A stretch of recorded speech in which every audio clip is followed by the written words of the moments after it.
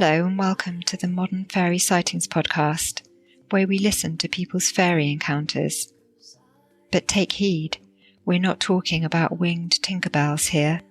These are real fairies, real encounters that took people like you and I by surprise. Stay a while and hear their stories. My name is Jo Hickey Hall, and I'm a folklore researcher.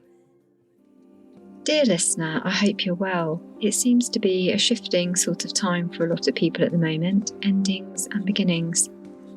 Through it all, I feel this momentum of something building, lots of personal awakenings and the power to push through what feels like a membrane, in a similar way to the cultural and societal breakthroughs experienced during the 1960s and 70s. We touch upon the idea of the old worlds falling during this episode, which is an interview with the artist Jason Atomic, well known in London's underground freak scene subculture. Jason's foundational art background is in comics, which he now feels may link originally to an experience he had as an 11-year-old child when he came face to face with a small blue non-human being in his bedroom. Subsequently, Jason researched UFO lore and demonology throughout his life, but it was when he heard my previous guest, paranormal researcher Paul Sinclair, describe his experience of seeing a small creature with elephant-like skin that he decided to contact me. We discussed some later events here, including powerful ritual experiences, witnessing anomalous light forms in clouds, synchronicities around manifesting, and the power of archetypes. His artwork is truly astounding, vibrant and atmospheric. He has produced an image of the being he saw as a child, and his impression of a Shinto shrine in Japan, where he had one of his experiences. In the bonus episode this time, we'll be looking at the encounter at Studham Common, Bedfordshire in 1967. The Patreon group is such a tonic at the moment. We held a Zoom last week where one of our crew, Emily Wilde, presented the Goethian method of communicating with plants. Our community brings me so much joy and I feel grateful for their company. All members are invited to bring a speciality if they want to share with the group. It's a great way for us to get to know each other on those evenings. These safe spaces are inclusive and fun, and the discussion is always enlightening. Joining us is a great way of both supporting the show and also meeting people who share your interests and experiences. I run a free weekly trial, and this gives you access to all the monthly meditations and past presentations, as well as, of course, the bonuses and lots of other tidbits. And in early August, we're going to be meeting for an in-person meetup, so I'm really looking forward to that. We did one last year too and had a lovely walk around the Cotswolds, and this year we are over more towards the east. Looking forward to meeting up with old friends and meeting new ones too. I hope you enjoy this episode. Huge thanks to our guest, Jason, for sharing his story with us. His links are on the show notes, and I encourage you to check out his work and follow him on Instagram, Facebook and Twitter. It was really great to chat with him, and I'm delighted to discover his art. I will post some of the images on my webpage at scarletofthefae.com, and I'll be releasing a video version sometime soon on the YouTube channel. I'll be back at the end for a quick chat. Time to renovate.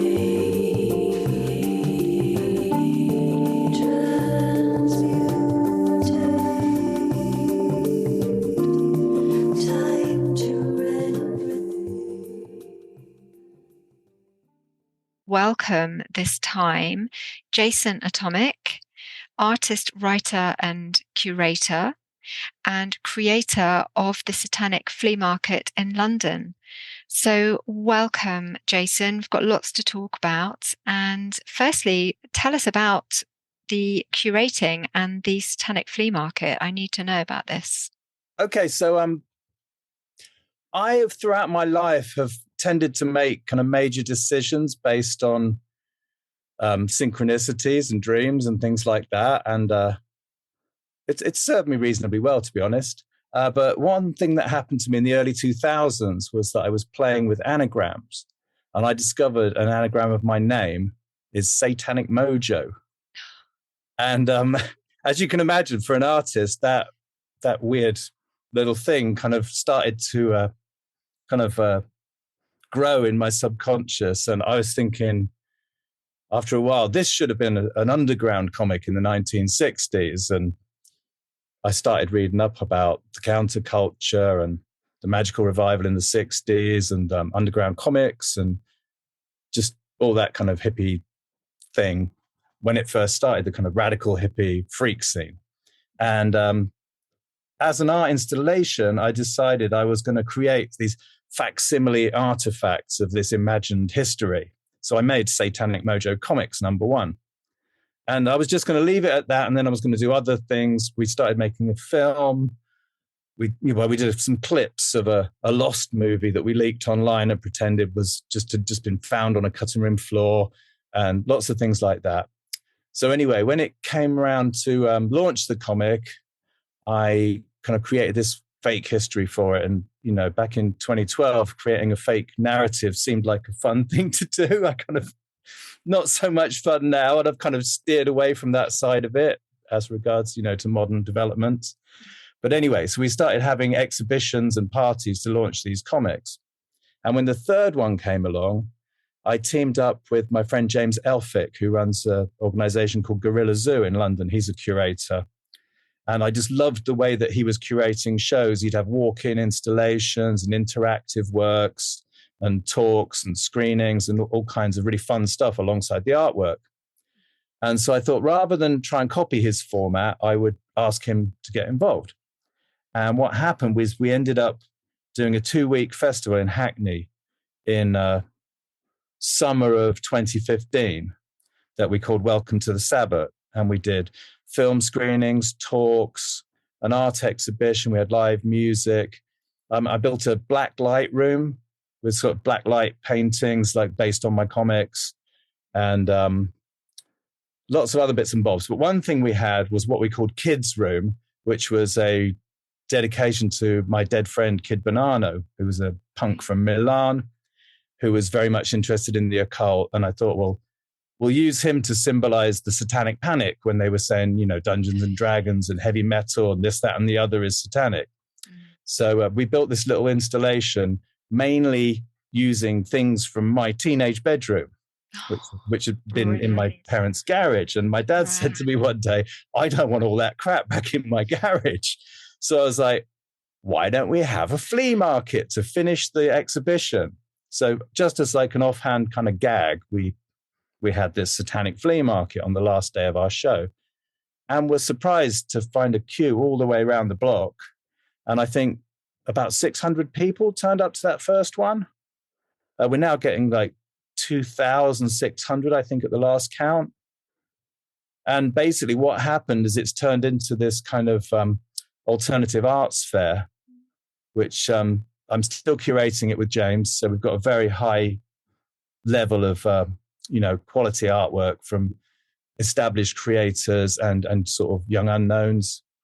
And it's just amazing. This whole scene has just kind of coalesced around it. Now there's, I think, I've lost count. There's at least double figures of kind of imitation markets around the country now that have sort of grown up in our wake with a lot of the same people. So it's really developing into this very thriving, supportive, kind of inclusive community. And I find like we always say that we kept the word satanic because it separates the sheep from the goats.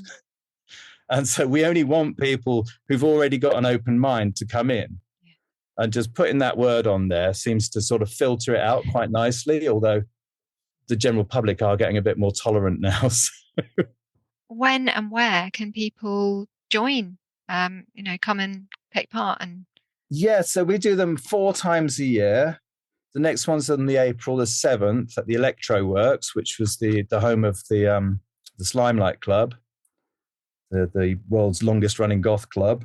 We've done 4 satanic flea markets a year, and we've tried to sort of get them roughly around the main Sabbats. It's kind of like a bit of an early Walpurgis kind of rites of spring kind of one, and then we have a midsummer, we have a Samhain, and then we have the the anti-Christmas market, which Time Out loves in December. The thing about these sorts of events is it brings people together, actually. That's what we've learned. We've got this wonderful community now of artists that are very supportive of each other and very inclusive. We've got young kind of style tribes that didn't exist, in 2015, that are sort of finding a home with us and stuff. So that's so great. Important, particularly with young people to have community springing up where sort of younger people can find each other.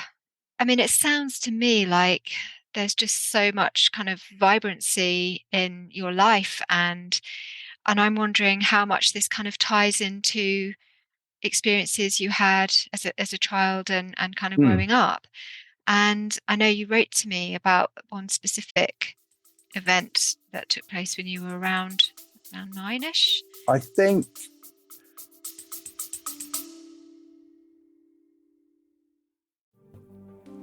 Healing has helped me many times in my life when I'd reached a point where something needed to change. In 2005, I trained with Martin Brofman to learn the body mirror system of healing, which was life-changing for me. It's based on the idea that the parts of your body that don't work well reflect the parts of your life that don't work well, and about which you have tension in your consciousness. The understanding is that tension is stress, and stress causes symptoms. In a distance healing or in-person session, I move up the chakras, returning each one to wholeness using a colour map. During the process, I see images and situations, I hear words or receive impressions that tell me something about what caused the tension in that person's life. The feedback at the end of the session is a really big part of the healing. If you're interested in a chakra healing session, you can contact me at scarletofthefae@gmail.com.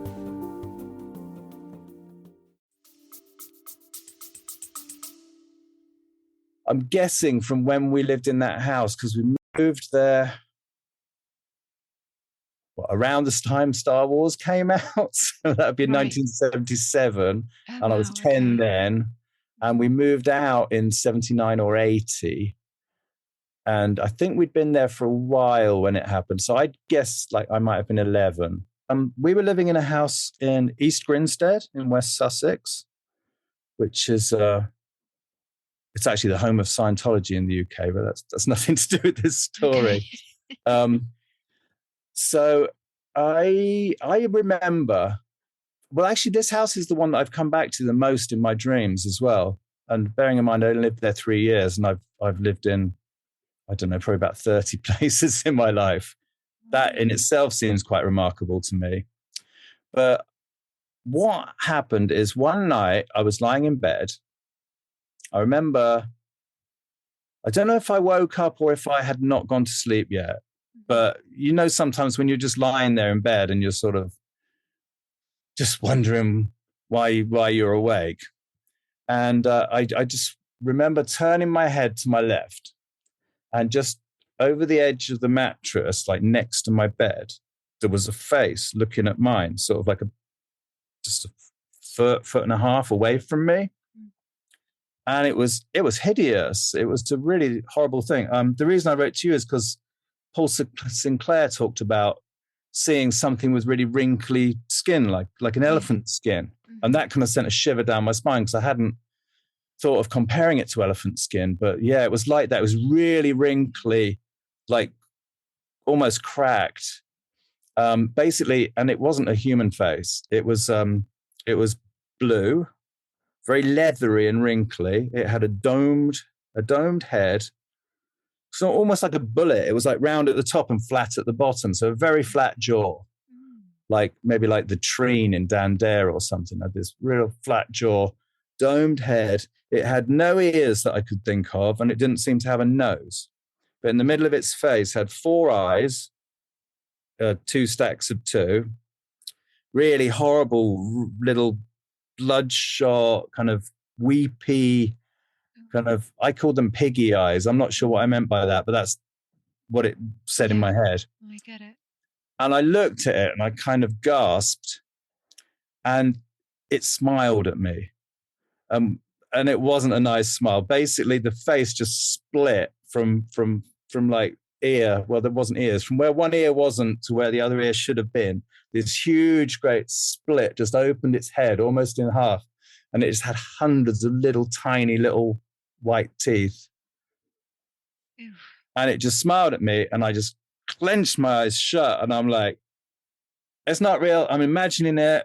And I started trying to imagine things that I felt would be protective. So I was like, I'm going to imagine a lion and a dragon and a phoenix and these kind of, what I saw as like guardian kind of spirits or whatever. So I tried to imagine these things, and I couldn't really conjure up much more than a sort of cartoony, imagination of a thing. And I'm like, these are not manifesting three-dimensionally in space in front of my face. These are just like images in my head. So I think that affected me throughout my life, that wish to manifest something in reality from within my mind, and especially from within my dreams. I've like made several pieces of art that were physical manifestations of things I dreamt about. And I'll come back to that in a minute, because It's powerful. there was something good in that. But basically, I saw this thing. It horrified me. I closed my eyes. I tried to imagine something else. When I opened my eyes again, it was gone. I know at school we had a debate about the paranormal, because Close Encounters came out around that time. And there was a lot of talk about like UFOs and ghosts and are they real? Woo. And I remember not taking part in the debate because I was just almost in tears. I just knew. Do you know what I mean? Like I didn't know what I knew. I just felt like I knew. Yes. And I didn't want to debate it. I didn't want to tell anyone about it. I didn't want to be questioned about it. I didn't want to defend it. I just felt like I knew. And it was really just so emotional to me that I kept quiet. And then I just kind of forgot about it. There's people talk about that, don't they? Yeah. There's like a kind of amnesia that comes after these encounters. Like they're too much to cope with or something. Yeah. Just wipe them away. Exactly. And so that's the first sort of main reason I got in touch with you. Yeah. It's really fascinating. And I think that, when you say about just saying, I know, I don't know how I know, but I know. And obviously because you'd had an experience. And I think that is so important, because as children, we can't kind of put it into words that adults are going to understand, because there is a sense that we just know. And also that we know that we're not going to be understood, because we can see what adulthood looks like when everybody's very sensible and telling you what definitely is and what definitely isn't. And, that it just doesn't fit with what they're telling you the world is like. And so what do you do with that? And you don't really, as I say, have the words to be able to get that across. And so all you can say, and as adults as well, all we can say is that we know. And the thing is about that, as adults, we know that nobody can take that away from you, because it's our own experience. And by then we've realized that the rest of the world, mostly for the most part, isn't going to understand that.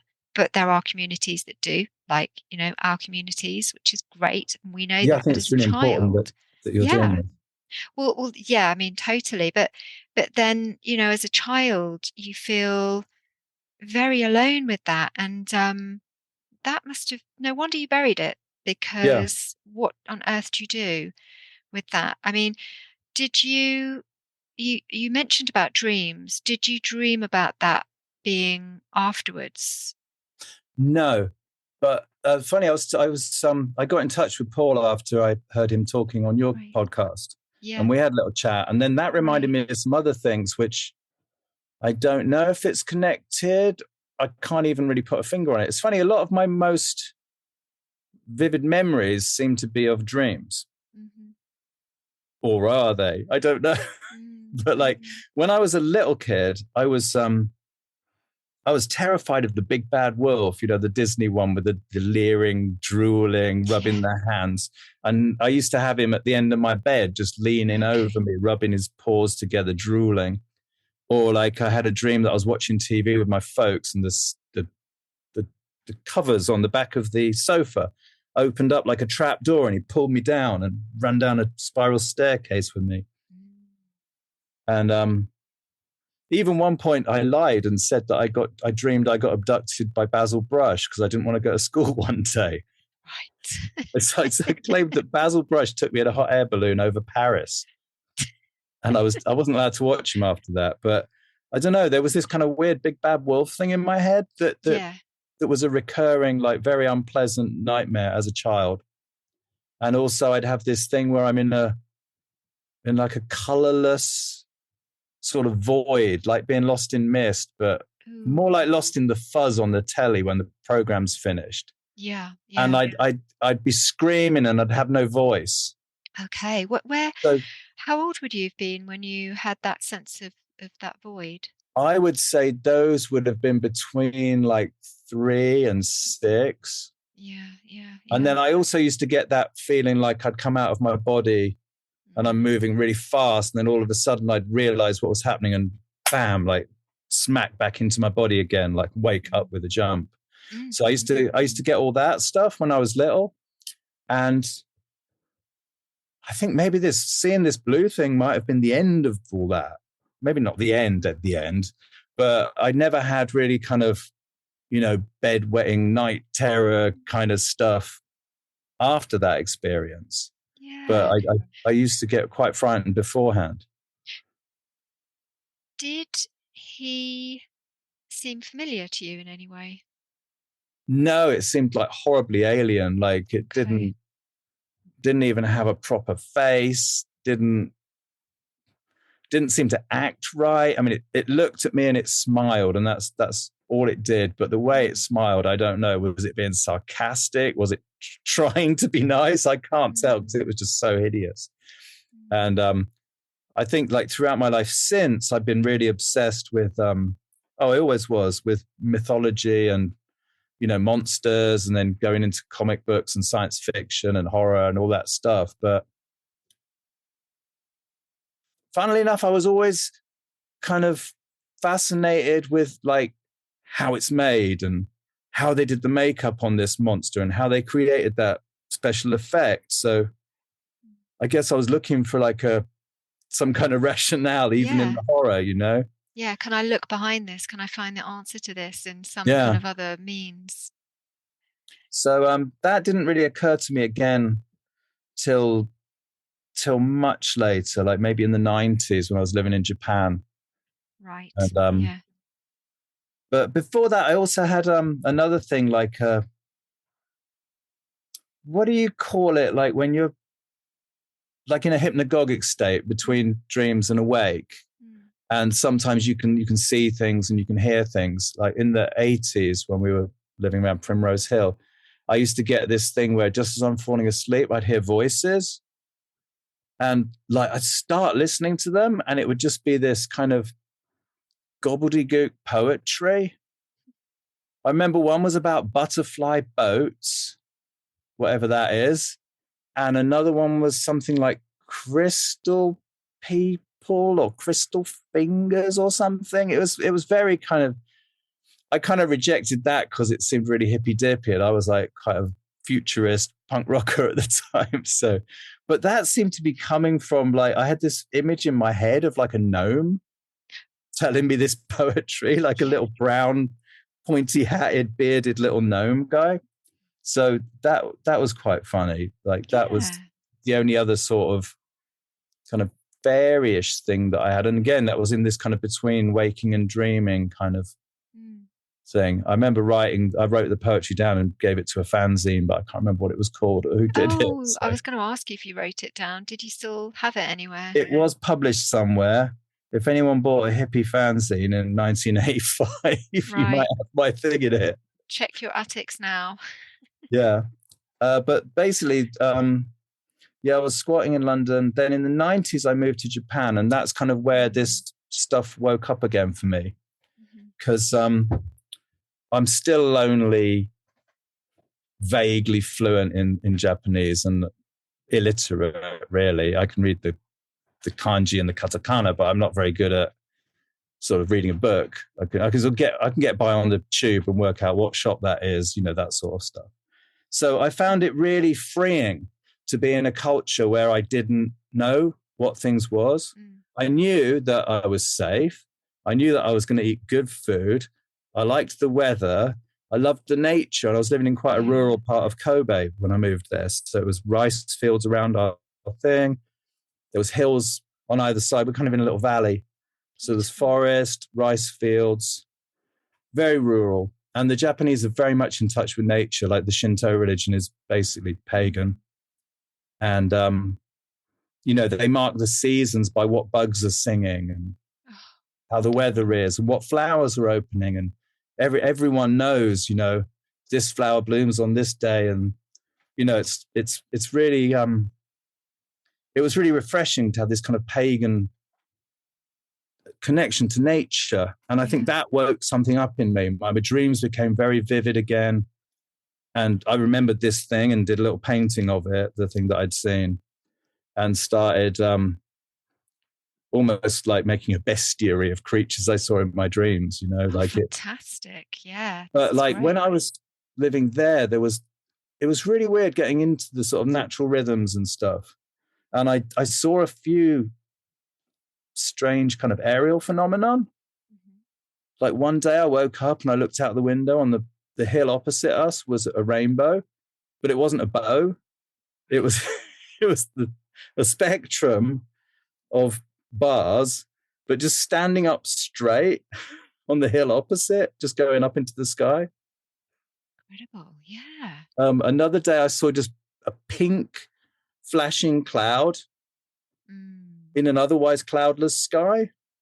Right. And the weirdest one was it got really windy one day and I went out in the car park at the bottom of my building and I looked up and there was this huge, like,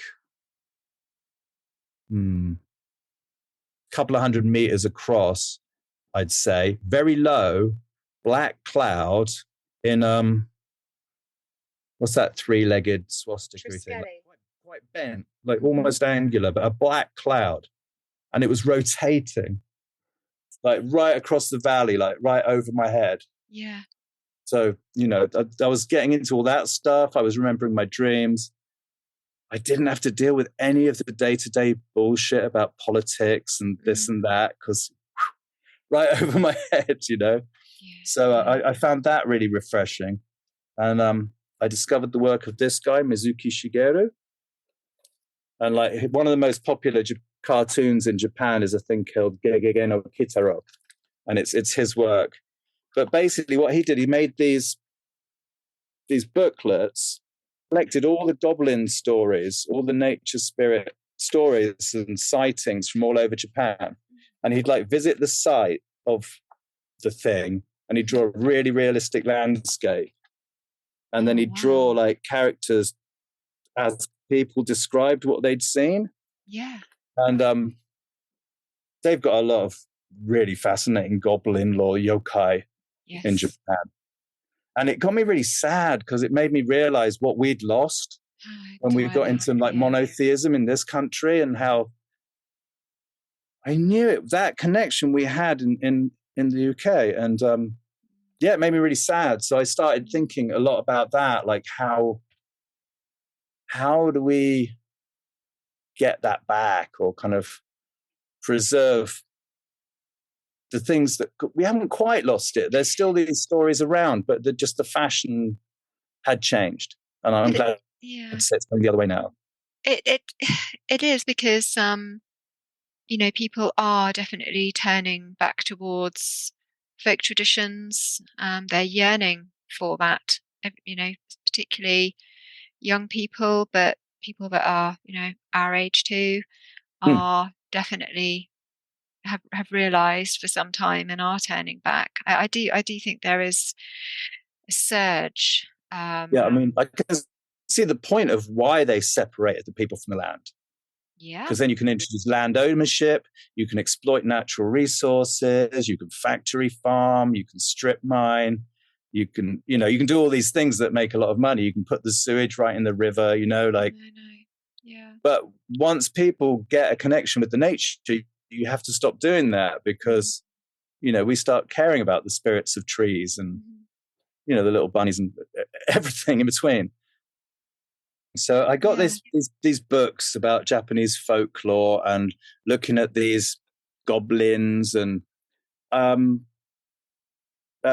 elementals, nature spirits, things like that. And I remember one of my favorites was the Kalas Tengu, which is Tengu are kind of like air elementals. There's the main one which is an old man with a big nose that looks like an angry Father Christmas with wings. Yeah. But the one that I like was the Kalas Tengu, which Kalas is crow, and it's like a little men with crow faces and wings, and a kind of vaguely humanoid body, but with little claw hands.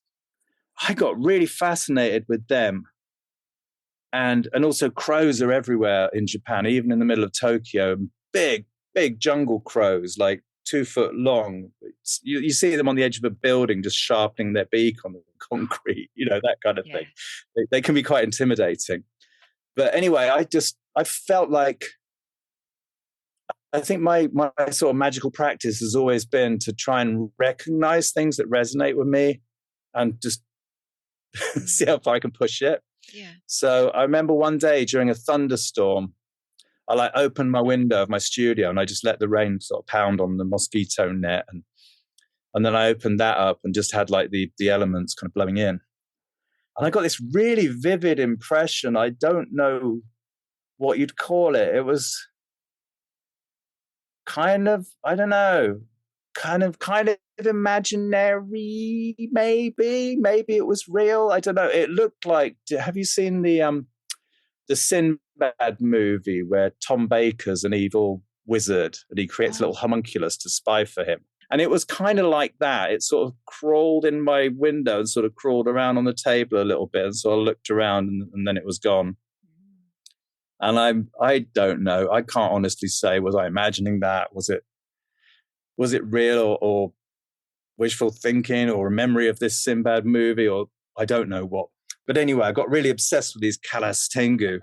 And I started thinking about the idea of like the butterfly effect, like one little movement over there can make a big movement somewhere else.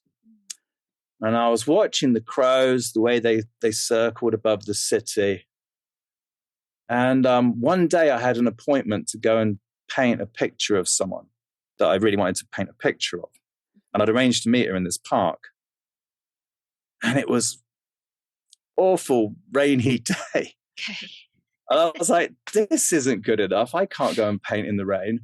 So I thought, well, maybe if these crow elementals can move the weather and cause winds and make storms and stuff, maybe we can use that idea. So I started thinking about them like circling above me. And I was like, well, maybe like a little flap of a wing can create like a bigger sort of swell.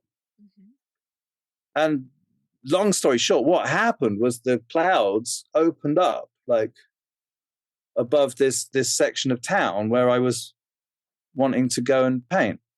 Amazing. And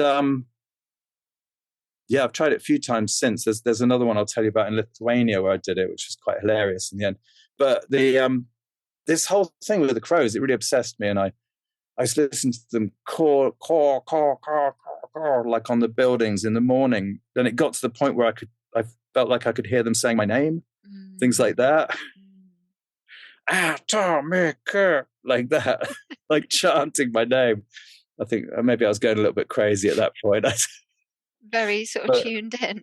But basically, I started realizing that these nature things, even in a big city, were there. And with the near our house was a very quite important Shinto shrine. Not one of the big tourist ones, but one that's practically important. It was the one that all the sumo wrestlers would go to, and it had like loads of sumo-related artifacts. Like there was a pillar with their handprints on and their heights, and giant carvings of like old sumo wrestlers. And a lot of sumo wrestlers lived around us. There was quite a famous retired one that used to walk his chihuahua. I started thinking about, okay, so if this is, I'm just me, right? And I don't really know what's going on, but I can see the signs. and follow, like, okay, that's that thing, that's related to crows. They can move the weather. Maybe if I ask them, they'll move the weather for me, yeah? And I started thinking, well, maybe this is like a universal thing. And I was reading about voodoo at the time.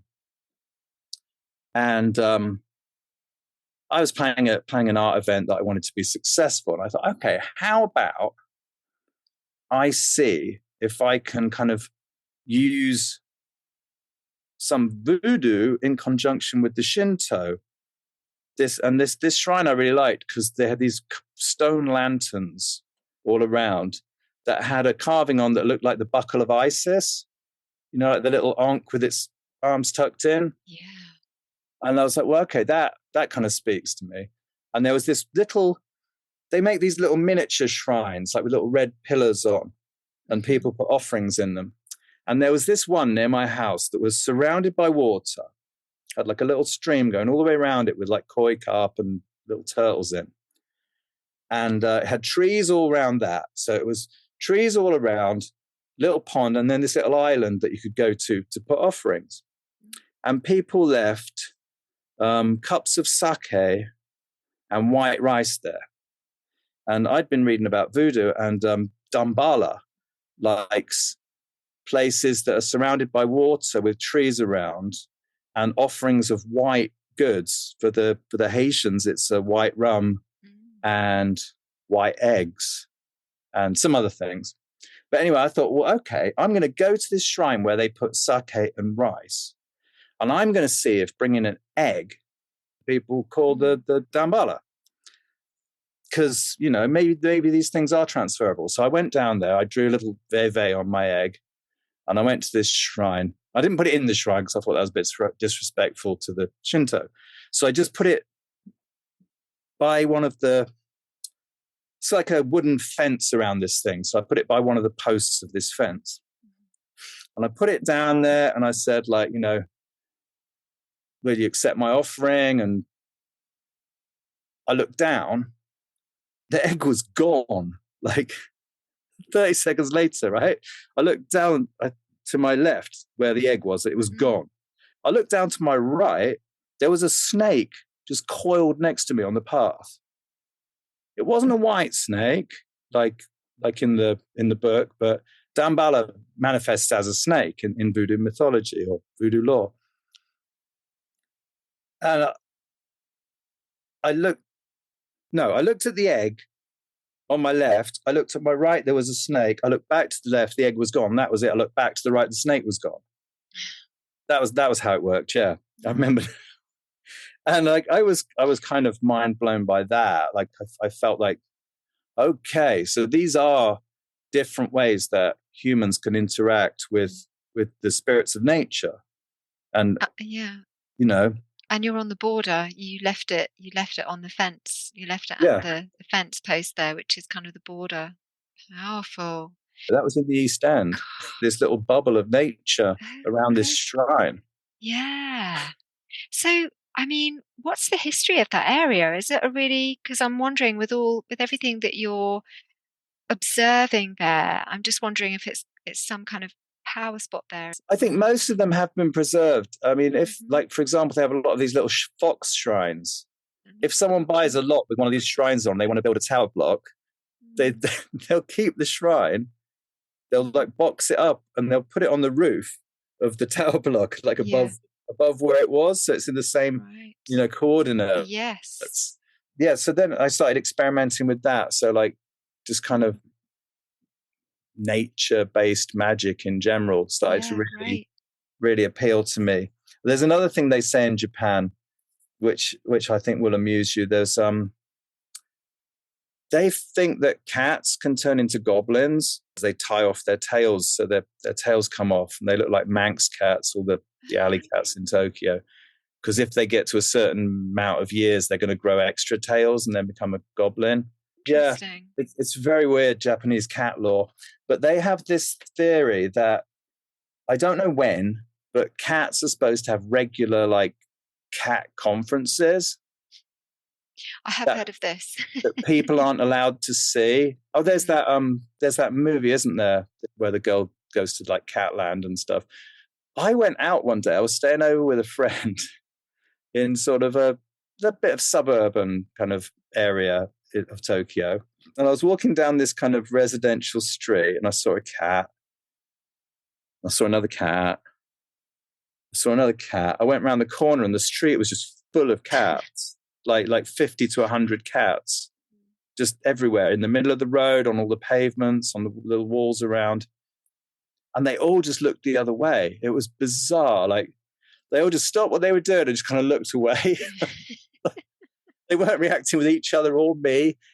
And I just kind of held my breath and just tiptoed through that street because, you know, like I say, people don't really keep cats as pets very much in Japan. I mean, they're doing it more now, but traditionally they kind of shy away from cats. And yeah, that was weird. That really felt like I'd walked in on something I shouldn't have.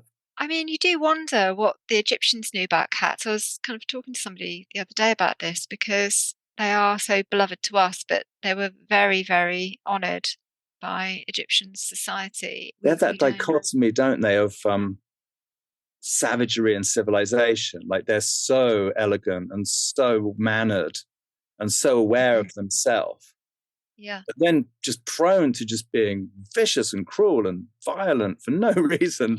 I have a theory that it's the cats, because the cats haven't changed.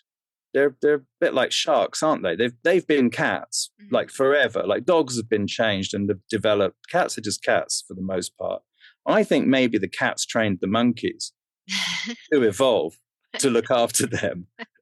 That's my personal like pet theory. Because they've stuck with it. And like, no one's the boss of a cat. No. Sometimes with people that are so attuned to otherworld, they've had some kind of close encounter at a very, very early age. So hearing you mention about the kind of what sound like astral projection potentially as a very young child. I've tried to do it as a grown up and I'm really not, I'm kind of too aware of it. I do try and practice lucid dreaming as well and make like wormwood tinctures and things like that. But yeah, we tend to do it naturally around that age. Not all of us, but many of us remember sort of around the age of 3 and 4. So that is interesting. And also the big bad wolf. Somebody I know saw something that looked like Bugs Bunny peering over a fence. You know, these kind of characters coming to life, but in a very sort of sinister way appearing. Yeah, do you think we're trying to like mask something with an archetype? It's possible. It's possible. Because I don't think there really are giant cartoons walking around trying to scare kids. But why the rabbits? And I mean, I haven't spoken to anyone else with wolves, but that would work very well with you know, dogs and wolves very much. Yeah. Part of people's experiences. So, but also the fact that it's the cartoon ones is weird, isn't it? But then if you think about it, this is another thing that fascinates me, like as an artist and a cartoonist, is that, you know, when I was drawing portraits of people, I felt like I was really close to like discovering like their secret name or something, like to translate a 3-dimensional human being into just like the simplest line. And I started looking into that and thinking about what is drawing? Just wait a minute. Like what is it? I'm looking at the horizon line of an object and I'm imposing this pen line around it. And then I can show this weird little scribble and someone goes, oh yeah, you really got their personality on this tiny little scribble. So that started feeling very magical to me. Yeah. And I think in Japan, like it puzzled me initially that the verb kaku, meaning to write, is also to draw. Like it's just one word. It's like you're making a mark that is conveying an information or something like that. It's a very basic word, and then you elaborate upon that. You go, oh, I'm a painting writer, I'm a comic book writer, I'm a novel writer, I'm a sign writer, but the writer bit is always the same. And I was looking at that reminded me of reading about Egyptian mythology, and the god Thoth was the god of magic and the god of writing. And then I was like, wait a minute, maybe the and isn't there. Magic is writing. And for the Egyptians, writing was drawing. I'm like, whoa, mind blown. And then I studied advertising for a bit as a teenager in college, and I didn't want to. My illustration course got cancelled and I got shuffled into another room. But I kind of learned how we are manipulated all the time. And I'm like, wait a minute, that's black magic. The news, the adverts, they are polluting us and controlling us through fear of war, fear of drugs, fear of disease, fear of our own body image not being good enough. Like, we are really being psychically ground down, like very, very deliberately. But luckily it's by many, many, many people and not just one, concerted effort. So you can kind of get around it. It's not like, Big Brother in 1984. It's like, 10,000 wannabe Big Brothers all kind of fighting each other. So, but I think that kind of saved me from the programming that a lot of people fall into. I think that might be important. And just thinking about what is writing, what is drawing, what is this magic that is being used against us 24/7, and how can we fight that? So that became like really important to me. Yeah. Do you think that these experiences pierce the illusion? And that is, of course, the illusion, the programming, what's presented to us as being as real, which is that is the illusion. Do you think that these experiences in some way pierce that? I think maybe they do, because like being aware at a very, very early age that the world is different from what they're telling you really makes you question things, and really makes you kind of have to, draw your own line in the sand of like where I am, what is important to me, and how can I protect myself. So I suppose as an adult, like, my work has followed that think global, act local kind of thing. I treat people the way I'd like to be treated. I nurture talent where I see it. I'm not trying to gatekeep or overshadow anyone or take credit for something that isn't mine. And I've managed to grow like a community of people around me that are very supportive and very open-minded. And I think that's probably the only way we can change the world. If everyone, changed their street, the world would be better very soon. I think it's because we're worrying about war over there and famine over there and diseases over there, like, all the time. We're not thinking about what's in front of our nose. And I think that's, so yeah, especially since lockdown, I think you've mentioned this a lot before, how returning to the garden, like growing herbs, just seeing how beautiful and how magical just it is just to watch just a tiny little thing. That's right. I did try one more voodoo experiment. Oh, yes. In London in the early 2000s. And basically doing these things and having such literal, immediate effects has really shied me away from playing around with it. Oh, yeah. I mean, I even felt slightly uncomfortable when you were sort of mentioning the kind of blend of the two. I kind of felt immediately like, whoa, I kind of feel about the push of that. So, but so in the early 2000s, I had a hat that I called my fetish hat, and I meant fetish like in a kind of a witch doctor sort of way, yeah. And I had this PVC cap that I got in a street in Tokyo, and it was decorated with all kinds of amulets and things that I'd found and things that had been given to me, like, that represented something kind of magical or whatever to me. And this hat got stolen. It was really weird because I'd made another one. I'd made an inferior copy that I called my decoy hat. right. to wear when I went out. And then I went to this party and I went, now I'll wear the real one. So I wore the real one because I used to just wear it at like performances and art events and stuff, like as part of my kind of spiritual armor. So anyway, it was a wild party. But anyway, I came home without my hat on and I was horrified when I looked in the mirror and saw it not there. So I got obsessed with getting this hat back. I had some friends that were like into the paste up street art community, and I got these posters made and I put them all over town. Give me back my hat. It was just a drawing of my bald head with "give me back my hat" written across my forehead. And I spoke to this. I was thinking, well, how do I get my hat back? Maybe there's like some magic way I can get my hat back or something. And I happened to be speaking to this friend of mine in I think she's in Florida, and she is very much into voodoo. And she said, "Oh yeah, they said you'd call me." I'm like, "Well, who said I'd call you?"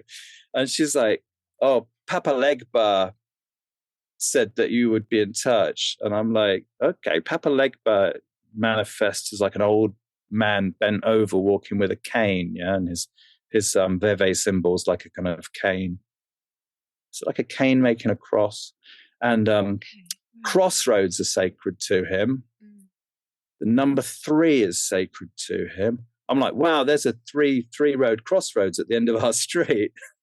So I looked it up. He wanted rum and cigars and chocolate, right? So I went and got rum and cigars and chocolate. And I went to the crossroads at 3 a.m. And I knocked 3 times on the ground and I asked Papa Legba, can I give me back my hat? Yeah. And then I went home.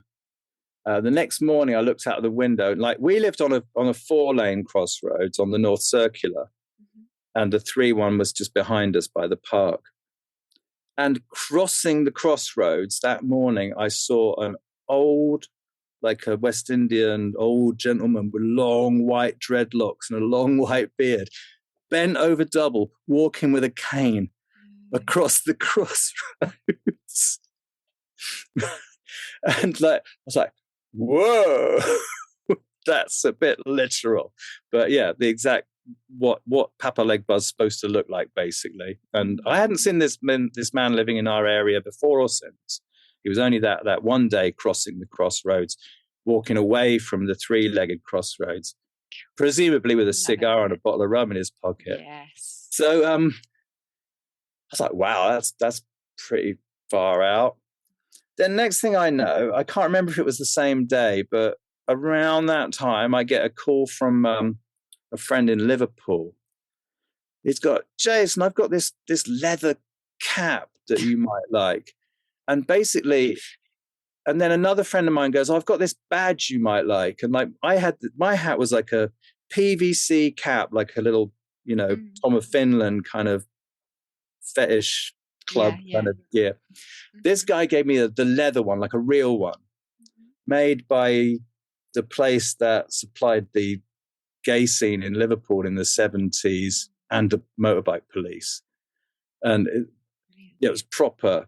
And then another friend gave me this badge that's like it was like a metal skull with a snake coming out of his mouth and a knife going through it and a ruby in one eye. And my one had a tin badge of a skull with a ruby in one eye. Yeah. So it was like my kind of fake ass little hat that I'd made was getting replaced with like real versions of all those bits. And I keep it at home. I only wear it on special occasions. I bet you do. So deal. Wow. That was really weird. So it wasn't, and I said to my friend, like, I didn't get my hat back, but I got a more real version. It's like, oh yeah, they're tricky. They won't do what you're expecting. Yeah. But, okay, fair enough. I'm going to leave the lure alone for a bit now and only use them in emergencies. But yeah, that was funny. And then another time, the crow magic thing I've done many times, and it works pretty well, and doesn't seem to be sort of scary like the voodoo stuff can be. But one day we were in Lithuania and we were going to the beach on the Baltic coast. beautiful beaches, really raw, like nature, sand dunes. It was, there was forests there in prehistoric days. So there's a lot of amber there. Like the beach is like, a lot of the sand is just like amber crystals as sand. And anyway, we were there for one day, and the clouds roll in, and we wanted to go sunbathing and swimming and stuff, and it was just miserable. So all right, I'm going to try my crow thing again, right? So I asked the crows, I said, look, can you just move things around a bit? And we were walking to the beach, and it was still drizzling, and you had to walk through some woods to get to the sand dunes, and you went up over a little kind of hill, then down to the beach. And like as we were coming through the woods, the clouds were parting, and as we got to the beach, it was just bright sunlight, and then it stayed sunny all afternoon, like until we were ready to go back. When we walked back, it was still sunny. I was like, "Wow, see, I told you." And as we were walking back into like the car park of like the hotel where we were staying, or the guest house, whatever it was, there was suddenly this splash of water, just missed us by inches, like full on, just splat on the ground. And we looked up, and there was a crow in the tree above our heads with one of those plastic cups that people put on the front of bikes, like a travel cup. And it just tipped this cup just as we were walking under. And that just seemed so beautiful. Like they were just having a little joke with us after making our day. I need to try that. That's quite spectacular. We always stop when we see crows. I love watching crows. They're just so characterful. They are. And I think one of my life missions is to befriend a crow that would maybe, become part of the family in some way. So that's quite amazing. And that is have to sort of tell us more about how to conjure that then. So it's just more about speaking to them as they you spot one, and then basically or you just call to them. Yeah, so basically I get the idea, right? Today I really need it to be sunny over there, but at this kind of time. I did it for a mate once who was having a barbecue and rain was forecast. But basically I look at the sky and basically just look for a crow, and you'll see one usually like flying high up, right? So then I kind of imagine this like rotation. So I imagine them up there, and I think, well, look, if you just flap your wing, like flap. Sometimes if I find a feather, I'll take it and do the flapping motion with my hand. And I just imagine that little wave of air up there can cause like a kind of an increasing effect. Vortex. And that will kind of that will push the clouds, and then the clouds will open up, and just visualize it in my head, just the clouds opening up over the place I want to be, being quite specific in my mind that I would like it to last as long as I'm there, or as long as I'm doing the activity that requires a clear sky. And basically that's it. Just kind of ask them to just push things along a little bit. I would recommend leaving some kind of offering. I wouldn't say that I always have. Yeah, I wondered but then about maybe the fact that I've been using it when I'm creating art, maybe that is the offering. So it needs to be for a good reason. Quite often I will incorporate crows into the drawing. Like if they're, I'll put a little one flying in the sky, or if it's hopping along the grass, I'll incorporate them into the painting or something like that. So maybe that counts. I don't know if you've seen an episode which was based in Japan. Yeah, they were speaking to a guy who was observing clouds that were behaving in very strange ways with light within them, and but you're right, they do have a very different sort of, very much more open in their culture, and I, like you, really hold that vision of us as culture in the West,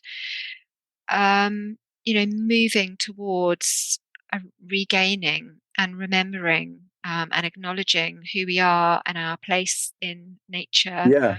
And this magical world, which is just full of magic. I mean, there's just no two ways about it.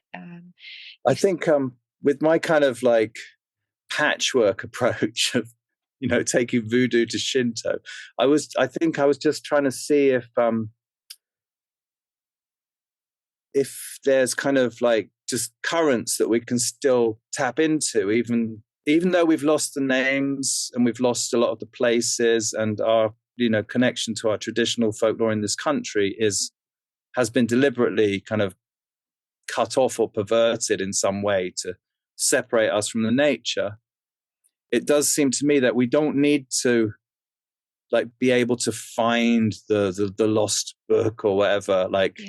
We don't need to search the Holy Grail. We find that within ourselves and the way that we interact with the things around us. So if you follow the signs, I think you could quite just as well just make up a name for it. And someone was telling me about that in lucid dreaming. Part of their practice was, if you can't remember the dream, make something up the minute you wake up. Because it's coming from somewhere. Yeah. You're not making it up because it's coming through you. Exactly. Yeah. So I think we kind of put too much faith in the law, the LORE and the LAW, but we kind of feel like it's outside of us and it's something that we must get from somewhere else. Yes, exactly. Or some authority is going to grant us access to. And we have to realize that no, we're not in the world. We're part of the world. Yeah. It's like the world is a body and we're cells in that body. Like, also we're not just us. We're full of flora and fauna and colonies of different little bacterias and stuff. For them, we are the universe. So we're in the universe. We're not in the universe. We are part of the universe. We're a bit of it. And if we can remember that and connect with that, I think then things start working. You start being more healthy and start being more happy and more able to create some kind of positive environment. Yeah. Yes, and in the same way, this idea of not knowing what it is and having trouble in perhaps naming it or having to look externally for what the answers are. You as a child seeing this being and not having the words for it, it puts us back there, doesn't it? We don't need somebody to tell us, oh yes, that was right what you saw and it's this, or I personally don't get into kind of categorizing. I call everything kind of a fairy just because I want to study it, but we don't have to know exactly what that was or exactly even why it happened, but just to know that in that moment you were connecting to something which we don't know why or how it happens, but it's the same as working magic. It's something that we grasp in that moment, and it's meaningful, and it's part of this universe. It adds something to the universe, adds something to our story. Could it be to do with our ancestry? We don't know. It would be great, wouldn't it, to, I don't know about you, but in our family people didn't really talk about these sorts of experiences and pass them down the line.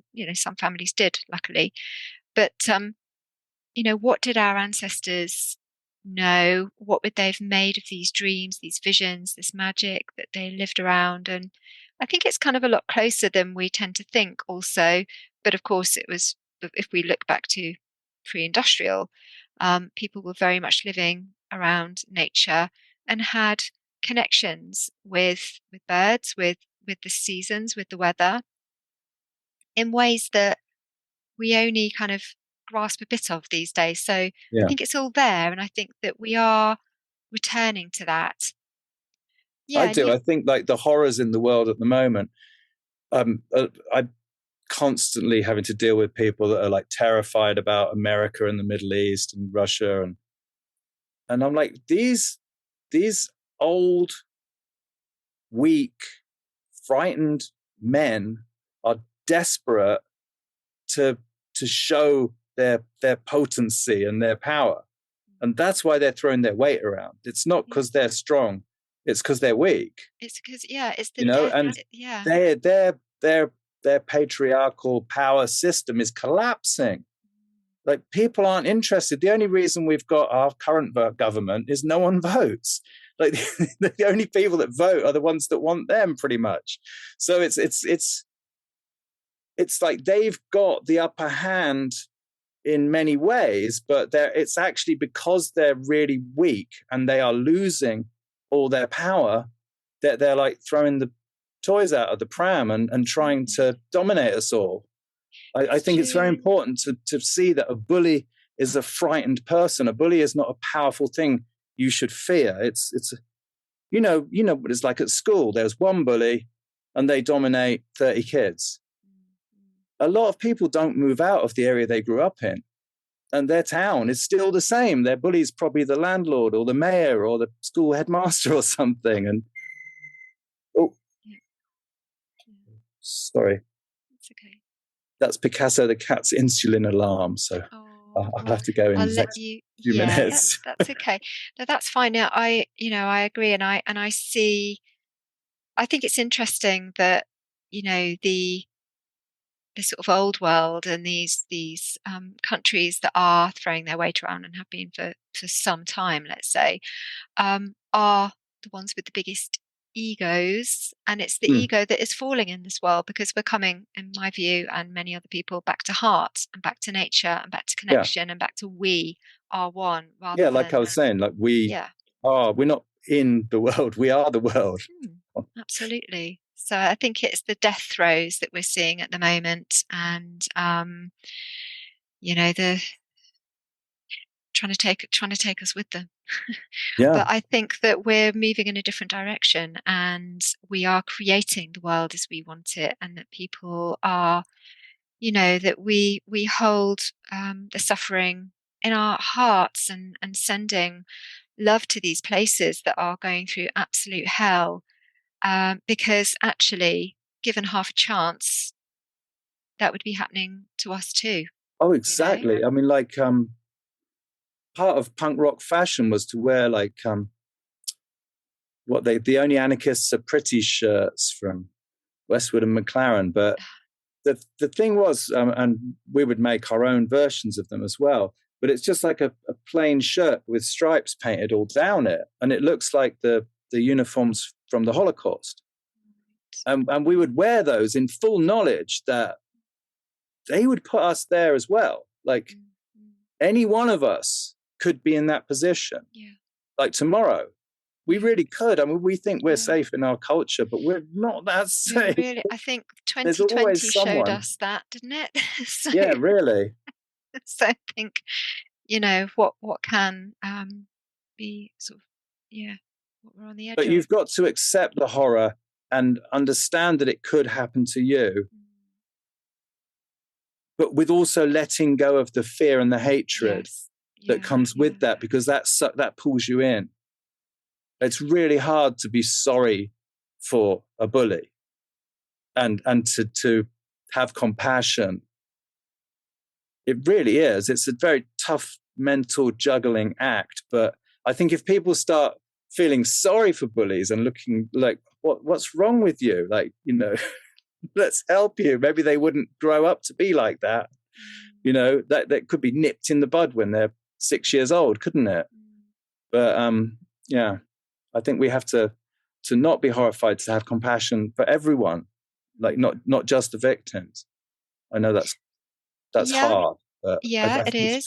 It's if you zoom out and look at it from above, say, and see that there's this person playing this part, which is horrific. I mean, what happens to those people in, what's going on with them, and what suffering they must go through to know what it is that they're doing. And maybe, maybe they for some reason, think that they're doing the right thing. But there will be a moment of acknowledgement and realization. And at that point, what kind of suffering do they go through? I often think about that people that are bullies and have been bullies, to look back on that actually, they are playing a really, really difficult part in things, taking away the sort of judgment and the that we are here living through this now, but the kind of the higher effect of that, and just viewing from a distance,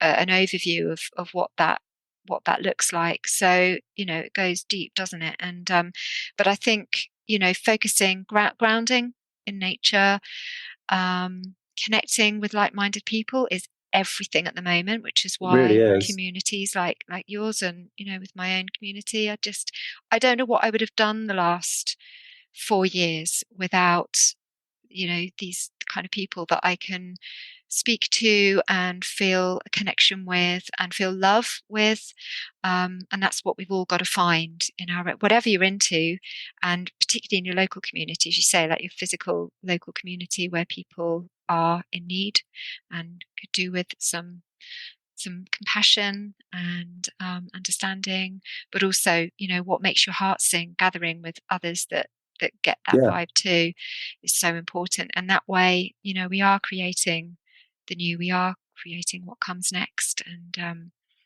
it's definitely not what we've seen over the last few hundred years. So I'm with you. Yeah, I'm with you too. Well done, Jo. Yeah.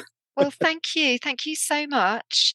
I really am looking forward to coming along to one of your events, and I would also love at some point, if you have any photos or documentation about it, to hear about the where you brought your dreams out into reality in some way, into some kind of form. There's a funny one, so I forgot to tell you. Should I just tell you now? Yeah, sure. I bought a pair of shoes one day that were they call it pony skin. I don't know if it really is, but it's like hairy leather. Oh yeah. And I had a dream that I had a tie to match. It was this hairy leather tie backed in pink, shell pink silk, and it had like a badge, like a military or a police kind of crown on it.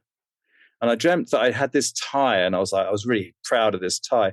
And I took it to Sotheby's to be valued. Okay. And I met the valuer. What do they call them? Like the curator or whatever they call them at Sotheby's. And he was like a gnome, again, like a little tiny guy with a long beard and stuff. Okay. And he was behind this desk, and I gave him my tie, and he put on one of those appraisal eyepieces, and he studied it, and he went, "This tie is worth £10,000. So when I woke up in the morning, I wrote to the company that made the shoes, and they sent me some offcuts, and I bought some pink silk, and I found a little crown, and I've made the what I called the Pony 10K tie. So that was one of my part of my performance costume. Oh, cool. I would love to see that. Do you have any videos of your performances then at all? Oh, I paid someone to film them all, and then he emigrates. Oh. They're in his mum's garage in Leeds or something, so I don't know. But I'll see if I can dig anything up. Yeah, please do. That would be great. It's been great to talk to you. Thanks so much for getting in touch. Yeah, thanks for having me, Jo. I think it's really important what you're doing. I strongly support you.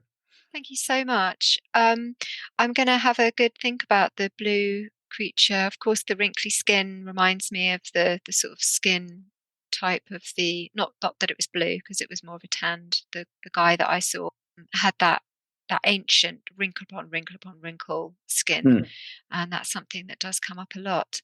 But I'll have a think about that, because I might have some questions for you. But yeah, and also like Paul was saying on his talk with you, how did I know what color it was? It was the middle of the night. Like, right, you try and see the color of blue in the middle of the night. Yeah. It really doesn't show up. So that kind of rings some kind of alarm bell in my head, like it was maybe there was a bigger story that had been cut off from me or something. Yeah, anyway, maybe. Was it the same colour blue as you're wearing now? You're wearing a kind of like I'm a bit more turquoisey. It was a bit more on the cobalt Okay. blue towards a Right. darker blue kind of. There was an episode with a woman who had these blue light circles appearing on her wall. So the blue does come in quite a lot. And I know blue is a very powerful colour for protection too. Yeah. Blue does come up quite a bit. I definitely see like the turquoise sort of between blue and green kind of end of the spectrum. Feels really powerful to me. And when I want to feel magical, I'll put on an emerald green or a turquoise or something. Definitely, yeah. Well, keep me in touch with what you're doing with your artwork too. Yeah. Really look forward to seeing some of it. And I should say as well, we've been put in touch through Karen, because you're a friend of Karen's, aren't you? So that's kind of how you. That's right. Found Yeah, me she's as well. an old pal of mine. Yeah. Yeah, and she's doing great work too. So yeah, it's really nice to meet a friend of Karen's too. So yeah, lovely to meet you. And yeah, we'll speak again. Thank you very much. Thank you very much. Time to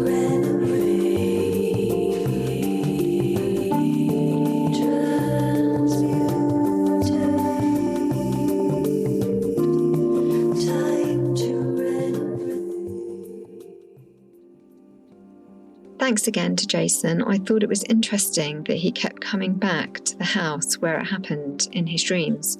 This is something many other people report too, and I know I've experienced that myself. It's as if we are linked deeply with places where encounters take place. These events arise while we are in some form of an altered state, whether that is caused by emotional shifts, hypnagogic or hypnopompic states, or other fluctuations around us, such as moving house, and happen at liminal times like dusk and dawn, or through any other means which untether us from the material, which is key. Through the dream state, it's then much easier to revisit the scene of the encounter. But is that because part of us remains connected with the transformative encounter? Or is it something about that location which triggers both the encounter and ensures the returning? Interestingly, Jason's childhood encounter took place just before his family moved house. Jason himself described the being as hideous, with his face split in two when he smiled. It's interesting to note that later, as a visual artist, Jason replicated with makeup a similar aesthetic on his own face, with a black line elongated or drawn on mouth. After the interview, I asked him about this, and he also found that interesting, that his practice at the time was very much involved in trying to uncover subconscious ideas, such as externalizing imagery from dreams, like the Thai story. And as such, he feels it does seem likely that the elongated smile could be connected to this childhood encounter. It's also fascinating to me that Jason was drawn towards the comic scene, literally manifesting from his imagination and dreams as he did in that moment with the being. But also that he was attracted to the underground freak subculture, where boundaries are blurred and the possibilities are thrown open. There are comparisons with another well-known cartoon artist of the 50s and early 60s. Matt Fox created demon-like creatures in his work, as well as bats, unicorns, and witches. One of Matt's cartoons depicts his experience with a blue being, which entered his room in Manhattan sometime between his late teen years and during his 20s. Matt Fox described it as a ghostly apparition and emblazoned on the image he later created are the words, "I have seen this intruder." Like Jason, he always maintained that he saw the being while he was awake. Matt's later success as a Marvel comic artist meant that he spent most of his life engaged with the supernatural, creating images of supposedly fantasy. In other similarities, Jason's description of a domed head being echoes that of the one seen by 5 or 6 children in 1967 on Studham Common in Bedfordshire. They saw a 3-foot-tall blue man at the edge of the riverbank wearing a domed hat. We'll be exploring this in our Patreon bonus this month. In the folklore, blue figures crop up occasionally. Catherine Briggs, in her Encyclopedia of Fairies, describes Black Annis, a cannibal hag with a blue face and iron claws, who was supposed to live in a cave in the Dane Hills in Leicestershire. There was a great oak at the mouth of the cave in which she was said to hide and leap out to catch and devour stray children and lambs. Another mention of beings are the Blue Men of the Minch, who are said to haunt the strait between Long Island and the Sheant Islands in the Outer Hebrides of Scotland, swimming out to wreck passing ships. Jason's experiences with ritual were amazing to hear about.